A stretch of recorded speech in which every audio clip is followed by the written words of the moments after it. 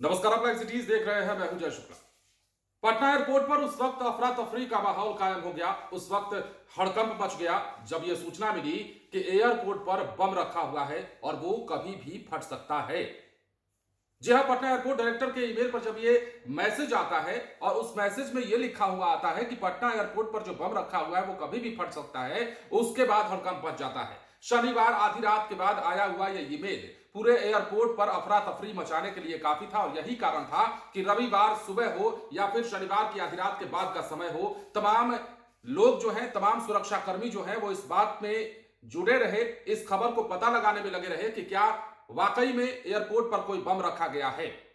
अब देखिए क्या कुछ हुआ है वो हम आपको बताते हैं। पटना एयरपोर्ट को ईमेल पर बम से उड़ाने की धमकी का मामला सामने आया है। ईमेल पर शनिवार की रात एयरपोर्ट डायरेक्टर को यह धमकी दी गई। इस एयरपोर्ट पर कई घंटे तक हड़कंप मचा रहा।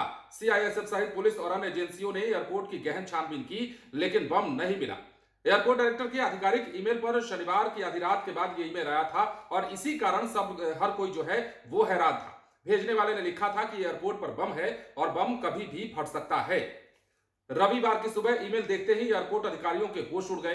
तुरंत इसकी सूचना सुरक्षा एजेंसियों को दी गई। वहीं बम थ्रेट असेसमेंट कमेटी को सक्रिय कर दिया गया। सीआईएसएफ और पुलिस के बम निरोधक और श्वान दस्ता ने एयरपोर्ट के चप्पे चप्पे की तलाशी ली, लेकिन वहां कुछ भी आपत्तिजनक सामग्री बरामद नहीं हुई, जिसके बाद अधिकारियों ने राहत की सांस ली।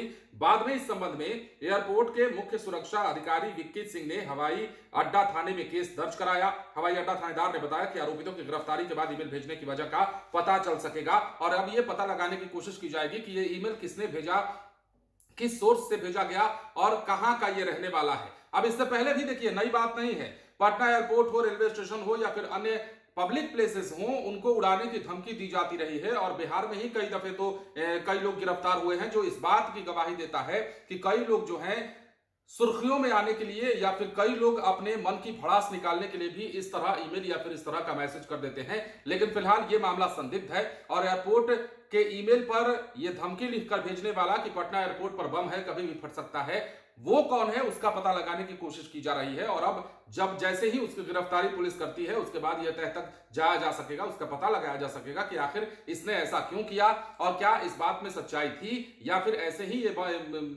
मैसेज कर दिया गया था। क्योंकि सच्चाई तो मुझे लगती नहीं कि उस बात में थी, क्योंकि चप्पे चप्पे की निगहबानी की गई, चप्पे चप्पे पर खोजा गया, श्वान दस्ता लगाया गया। उसके बाद तमाम पुलिसकर्मी जो सीआईएसएफ के जवान थे वो भी इस बात में लगे रहे कि बम को खोजा जाए, लेकिन ऐसा कुछ मिला नहीं। तो जाहिर सी बात है कि ये जो ईमेल था ये फेक ईमेल हो सकता है, फेक मैसेज हो सकता है, लेकिन अगर 0.1% भी इसमें सच्चाई हुई तो इसका पता लगाने की कोशिश पुलिस कर रही है।